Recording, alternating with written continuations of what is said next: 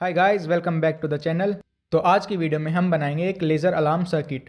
जैसा कि आपने टीवी शोज या मूवीज़ में देखा होगा, जिनमें किसी चीज़ को चोरी होने से बचाने के लिए उसके आसपास लेजर्स लगा के रखते हैं और अगर कोई चोर उसे चुराने जाता है और गलती से किसी लेजर को टच कर देता है तो अलार्म बज जाता है, जिससे चोर डर के भाग जाता है। इस सर्किट के लिए जो मेन कंपोनेंट हमें चाहिए वो है ये। इसे कहते हैं LDR या लाइट डिपेंडेंट रजिस्टर। और जैसा कि इसके नाम से ही पता चल रहा है, इसकी रेजिस्टेंस इसके सरफेस पे पड़ने वाली लाइट के अमाउंट पे डिपेंड करती है। ज़्यादा लाइट से इसकी रेजिस्टेंस कम हो जाती है और लाइट कम करने से इसकी रेजिस्टेंस बढ़ जाती है। तो नेक्स्ट हम इस LDR को एक 10 किलो ओम के रजिस्टर के साथ सीरीज में जोड़ के एक वोल्टेज डिवाइडर बना लेंगे। इस वोल्टेज डिवाइडर की आउटपुट वोल्टेज LDR पर पड़ रही लाइट के अमाउंट पर डिपेंड करेगी।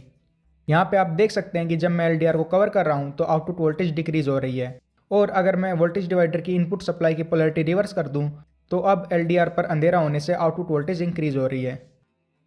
तो फाइनली अब हम इस वोल्टेज डिवाइडर की आउटपुट को एक BC548 NPN ट्रांजिस्टर के बेस से कनेक्ट कर देंगे।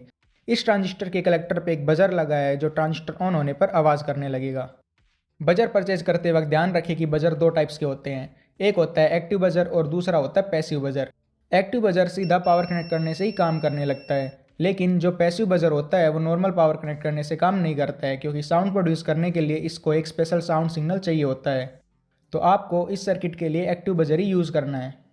मैंने इस सर्किट को सेट कर लिया है और जब मैं LDR पर पड़ रही लेज़र लाइट को ब्लॉक कर देता हूँ तो बजर आवाज़ करने लगता है। तो चलिए अब देखते हैं कि ये सर्किट काम कैसे कर रहा है।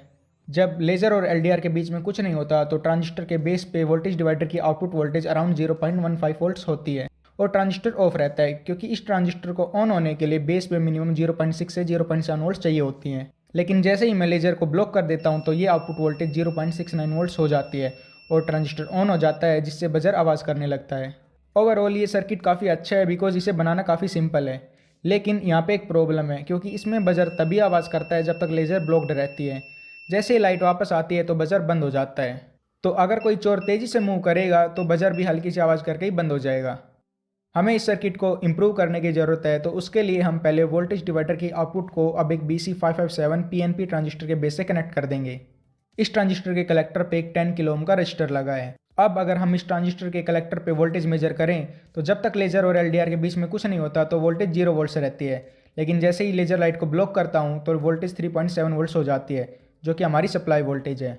लेकिन यहाँ भी जैसे ही लाइट अनब्लॉक होती है तो वोल्टेज वापस से 0 वोल्ट्स हो जाती है। अब इस पॉइंट पे हम एक 1N4007 डायोड और एक 25 वोल्ट 100 माइक्रोफैरड का कैपेसिटर ऐड कर देते हैं। यहाँ पे ये डायोड और capacitor as a peak detector काम कर रहे हैं। ये इनपुट से मिली वोल्टेज पल्स को होल्ड करके रखते हैं। जब इनपुट पे सिग्नल हाई होता है तो करंट डायोड से फ्लो होकर कैपेसिटर को चार्ज कर देता है, और जब इनपुट सिग्नल वापस लो हो जाता है तो डायोड करंट का बैक फ्लो नहीं होने देता और कैपेसिटर को डिस्चार्ज होने से रोक लेता है, जिससे कैपेसिटर काफ़ी देर तक चार्ज रहता है। अब अगर हम कैपेसिटर पे वोल्टेज मेजर करें तो ये नॉर्मली 0 वोल्ट से रहती है, लेकिन जैसे ही मैं लेज़र लाइट को ब्लॉक करता हूँ तो कैपेसिटर की वोल्टेज अराउंड 3.3 वोल्ट्स हो जाती है और लेज़र अनब्लॉक होने के बाद भी काफ़ी देर तक मेंटेन रहती है। अराउंड 0.4 से 0.5 वोल्ट्स इस डायोड के अक्रॉस ड्रॉप हो जाती हैं, इसलिए हमारे कैपेसिटर 3.7 वोल्ट्स के बजाय बस 3.3 वोल्ट्स तक ही चार्ज हो पाता है। अब नेक्स्ट हम इस कैपेसिटर के पॉजिटिव पे इस डार्लिंगटन पेयर के बेस को कनेक्ट कर देते हैं, जो कि एक बजर को कंट्रोल करेगा। इस डार्लिंगटन पेयर के बेस पे 10 किलो ओम के रजिस्टर सीरीज में लगे हैं, जिनकी टोटल रेजिस्टेंस 30 किलो ओम है। यहाँ पे डार्लिंगटन पेयर इसलिए यूज़ किया गया है बिकॉज ये कैपेसिटर से काफ़ी थोड़ा करंट यूज़ करके भी बजर को ऑन कर सकता है। एक नॉर्मल ट्रांजिस्टर को बजर को ऑन करने के लिए डार्लिंगटन पेयर के कंपैरिजन में काफ़ी ज़्यादा बेस करंट चाहिए होता है, जिससे कैपेसिटर एकदम से ही डिस्चार्ज हो जाता। सो पूरा सर्किट असेंबल हो चुका है और चलिए इसे चेक करते हैं। अब लेज़र को एक ही बार ब्लॉक करने से बजर कंटिन्यूसली बजता रहता है और थोड़ी देर बाद अपने आप ही बंद हो जाता है। अब मैं आपको हर पॉइंट पे वोल्टेज मेजर करके दिखाता हूँ। तो अभी वोल्टेज डिवाइडर की आउटपुट वोल्टेज 3.67 वोल्ट्स है, और जैसे ही लेज़र को ब्लॉक करता हूँ तो ये वोल्टेज कम होकर 3 वोल्ट्स हो जाती है, जिससे PNP ट्रांजिस्टर ऑन हो जाता है।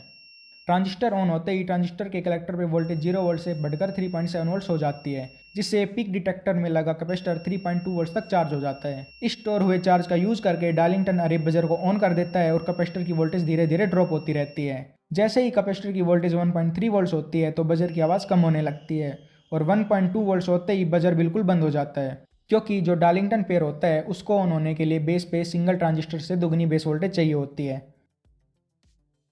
तो ये थी पूरी एक्सप्लेनेशन, एंड मुझे पता है कि सर्किट परफेक्ट नहीं है, लेकिन इस सर्किट को मैंने इस तरीके से डिजाइन किया है कि इसमें यूज हुए कंपोनेंट्स आपको लोकल मार्केट में इजीली मिल सकते हैं। तो इसको एज ए स्कूल प्रोजेक्ट भी यूज किया जा सकता है और जो लोग इलेक्ट्रॉनिक्स के बारे में इतना नहीं जानते वो भी इसे बना सकते हैं।